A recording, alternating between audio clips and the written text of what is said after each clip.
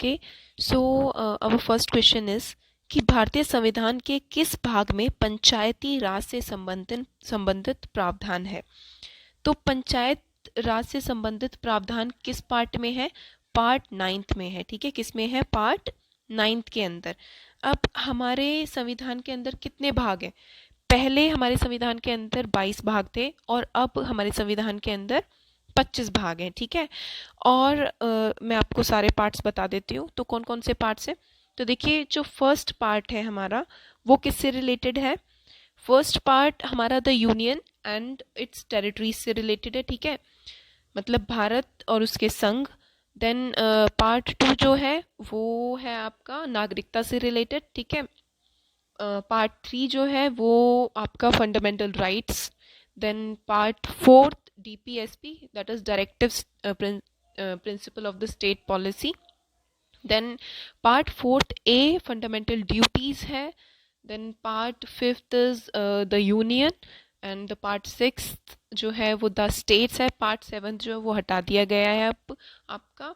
Then part 8 आपका the union territories है। Part 9 जो कि अभी हमने किया ये पंचायत से रिलेटेड है। ठीक है, एंड पार्ट 9A जो है वो आपका नगर पालिका से रिलेटेड है। ठीक है, म्यूनसिपैलिटीज़ जिसे हम बोलेंगे। एंड इसके बाद आपका जो पार्ट 10 है वो शेड्यूल्ड ट्राइब्स से रिलेटेड है। कुछ इंपॉर्टेंट पार्ट्स हैं जो कि हम कवर कर रहे हैं। ठीक है, इसके बाद आपका जो इम्पोर्टेंट है वो आता है पार्ट 15। पार्ट 15 जो है वो आपका रिलेटेड है इलेक्शंस से। Then part 17 is related to languages. ठीक है, कि हमारे संविधान में कितनी लैंग्वेजेस हैं। ठीक है, टोटल 22 जो है लैंग्वेजेस हमने हमारे कॉन्स्टिट्यूशन में लिखी हुई है। ठीक है, देन आफ्टर दैट 20th जो है पार्ट उसके अंदर आपका अमेंडमेंट है। ठीक है, कि हम कॉन्स्टिट्यूशन में अमेंडमेंट कर सकते हैं। ओके, सो नेक्स्ट क्वेश्चन पे चलते हैं। नेक्स्ट क्वेश्चन है आपका, भारतीय संविधान के किस भाग में नगर पालिकाओं से संबंधित प्रावधान है? मैंने अभी बताया कि नगर पालिका से संबंधित प्रावधान जो है वो किस में है? Part 9A। ठीक है, पार्ट 9A के अंदर जो है पार्ट 9 में अगर ओनली 9 पूछा जाए तो पंचायती राज, एंड अगर आपसे 9A पूछा जाए तो ये क्या हो जाएगा? नगर पालिका हो जाएगा। ठीक है, नेक्स्ट क्वेश्चन है आपका, संविधान के किस भाग में ग्राम पंचायतों की स्थापना की बात की गई है? स्थापना की बात किस में की गई है? संविधान के किस भाग में ग्राम पंचायतों की स्थापना की बात की गई है? तो ये आपका भाग 4 में की गई है। ठीक है, जो कि किससे रिलेटेड है? DPSP से रिलेटेड है। ओके, सो DPSP के अंदर ही किसकी बात की गई है? कि पंचायत होनी चाहिए।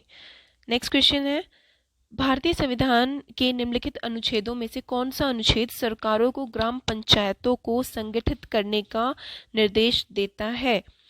तो ग्राम पंचायत से रिलेटेड जो आपका अनुच्छेद है ये आपको ऑलरेडी पता है कि अनुच्छेद 40 है। ठीक है, जिसके अंदर हमारी पंचायतों को संगठित करने का निर्देश मिला हुआ है। ठीक है, अनुच्छेद 40 is the answer. Next question, संविधान की 11वीं अनुसूची में निम्नलिखित में से क्या सम्मिलित है? ठीक है, तो संविधान की 11वीं अनुसूची में क्या लिखा हुआ है? अब हम अनुसूचियों की बात कर लेते हैं, मतलब शेड्यूल्स जो हैं वो कौन कौन से होते हैं। तो देखो, टोटल जो शेड्यूल्स हैं वो कितनी है? 12 शेड्यूल्स हैं हमारी। ठीक है, 12 अनुसूचियां हैं। तो वो कौन कौन सी हैं ये हम देख लेते हैं एक बार सारी अनुसूचियां। सो फर्स्ट जो अनुसूची है आपकी उसके अंदर क्या है आपका? राज्य व केंद्र शासित प्रदेश। ठीक है, union and it's territories. First part में भी हमने यही पढ़ा था, तो फर्स्ट पार्ट के अंदर भी यही था, एंड फर्स्ट शेड्यूल मतलब फर्स्ट अनुसूची के अंदर भी यही है। ठीक है, सेकंड शेड्यूल के अंदर है आपका वेतन व भत्ते मतलब सैलरीज। ठीक है, जो भी प्रेसिडेंट एंड सुप्रीम कोर्ट के जजेस की जो सैलरीज है इन सब की वो किस में आपकी डिफाइंड है? वो सेकंड शेड्यूल में डिफाइंड है। ओके, तो नंबर 3 जो है वो शपथ मतलब प्लेज। ठीक है, उससे रिलेटेड है। नंबर 4 जो है वो allotted seats for each state of India in Rajya Sabha. ठीक है, राज्यसभा के अंदर जो सीट्स हैं स्टेट्स की उससे रिलेटेड है 4th शेड्यूल। 5th शेड्यूल किससे रिलेटेड है? SC ST से रिलेटेड है। तो देखो S से ही मतलब S थोड़ा 5 जैसा ही लगता है ना, तो 5th schedule SC ST। 6th वाला हो जाएगा आपका ATMM। ATMM means Assam Meghalaya Tripura sorry A से असम, त्रिपुरा, मेघालय एंड मिजोरम। ओके, इनके एडमिनिस्ट्रेशन से रिलेटेड है 6th शेड्यूल। 7th जो है वो आपका सूचियाँ सब्जेक्ट्स हैं, ठीक है। स्टेट लिस्ट में 61 सब्जेक्ट्स हैं एंड कंकरेंट लिस्ट में 52 सब्जेक्ट्स हैं। देन नेक्स्ट आपका 8th आ जाता है। 8th के अंदर क्या होगा आपका, 8th के अंदर आपकी लैंग्वेजेस हैं, भाषाएं, जो कि पहले 14 थी एंड अब 22।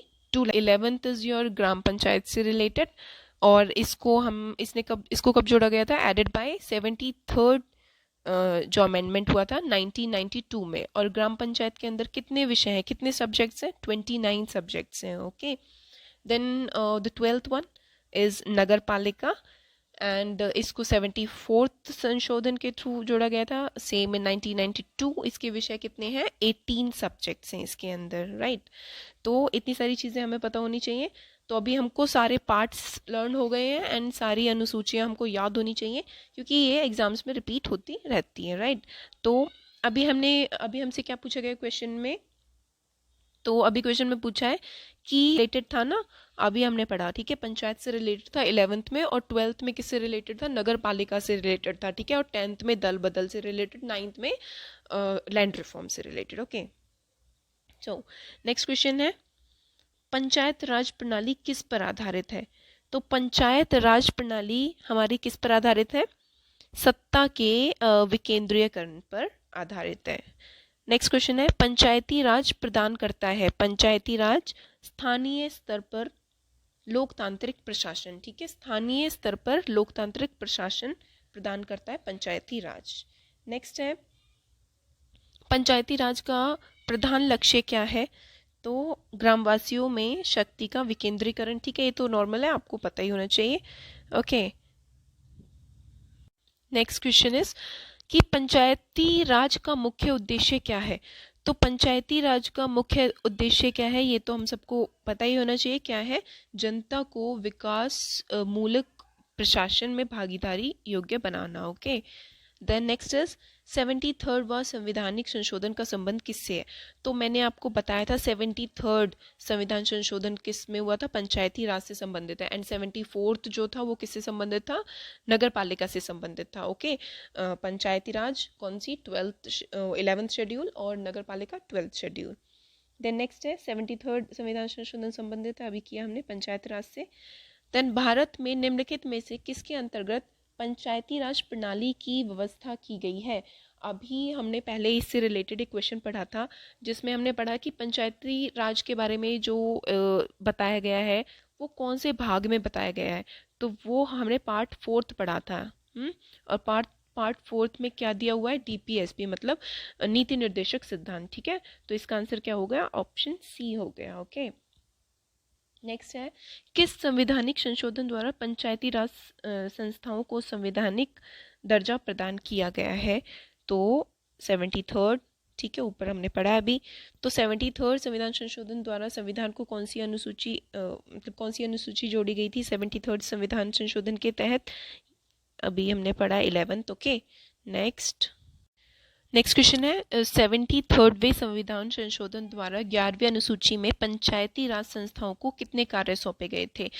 तो अभी मैंने बताया था आपको कि हमारे पंचायती राज में कितने विषय हैं, मतलब कितने उसे कार्य सौंपे गए थे, 29। ओके, एंड जो म्युनिसिपैलिटीज मतलब नगर पालिका के पास कितने विषय हैं, 18।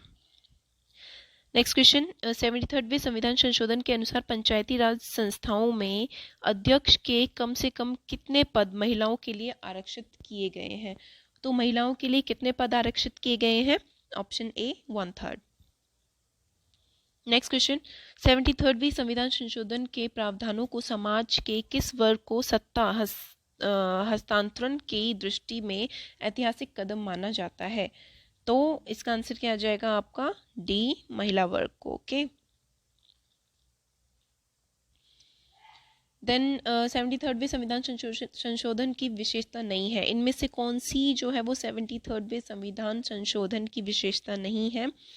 तो देखो, ग्राम सभा तो है, ठीक है, क्योंकि पंचायत से रिलेटेड है, प्रत्यक्ष निर्वाचन भी है, ये भी पंचायत से रिलेटेड है, पंचायती संस्थाओं, ओके, ये भी है। देन डी इसका आंसर नहीं होगा, ठीक है, ऑप्शन डी जो है इसका आंसर है। देन नेक्स्ट क्वेश्चन, 73वें संविधान संशोधन द्वारा पंचायती राज संस्थाओं के लिए किस तरह के चुनाव का प्रावधान किया गया है? तो किस तरह का प्रावधान का चुनाव किया गया था? प्रत्यक्ष एवं गुप्त मतदान। नेक्स्ट, भारत के किसके चुनाव में आरक्षित स्थानों की चक्रानुक्रम में भरे जाने का प्रावधान किया गया है? तो इसका आंसर आपका हो गया ऑप्शन डी, पंचायती राज संस्थाओं के चुनाव में। ठीक है। नेक्स्ट, पंचायत के विघटन के उपरांत निम्नलिखित में से कौन सी समय अवधि नए चुनाव करवाने हेतु सही है? अगर पंचायत का विघटन हो जाता है, मतलब कुछ प्रॉब्लम आ जाती है और उसको हटाया जाता है, तो 6 मंथ्स के अंदर अंदर जो है चुनाव हो जाने चाहिए। ठीक है, ऑप्शन नंबर सी। नेक्स्ट है, पंचायत राज संस्थाओं के निर्वाचन के लिए उत्तरदायी कौन होता है? तो पंचायत राज मतलब पंचायती चुनाव करवाने के लिए कौन उत्तरदायी होता है? राज्य निर्वाचन आयोग। ठीक है। नेक्स्ट, 73वें संविधान संशोधन के अनुसार पंचायती राज संस्था का कार्यकाल कितने वर्ष का रखा गया है? तो ये तो हम सबको पता ही है, 5 वर्ष का रखा गया है। नेक्स्ट क्वेश्चन इज, पंचायती राज संस्थाओं में महिलाओं तथा दुर्बल वर्गों के अधिक प्रतिनिधित्व के समर्थक थे। तो मतलब महिलाओं के लिए या फिर दुर्बल लोगों के लिए काम किसने किया था? राजीव गांधी। इसका आंसर होगा option number D. Next question, इसका आंसर ऑप्शन डी होगा। नेक्स्ट, भारत में महिलाओं के लिए स्थान आरक्षित है पंचायती राज संस्थाओं में। 73rd संविधान संशोधन अधिनियम किस तिथि को लागू हुआ? तो ये कब हुआ था? 24 अप्रैल 1993 को। ठीक है, 24 अप्रैल 1993 को ये हुआ था स्टार्ट। देन भारत में पंचायती राज अधिनियम कब लागू हुआ? अगेन 24 अप्रैल 1993। पंचायत के चुनाव करवाने हेतु निर्णय किसके द्वारा लिया जाता है? ठीक है, पंचायत के चुनाव कौन करवाता है? राज्य सरकार।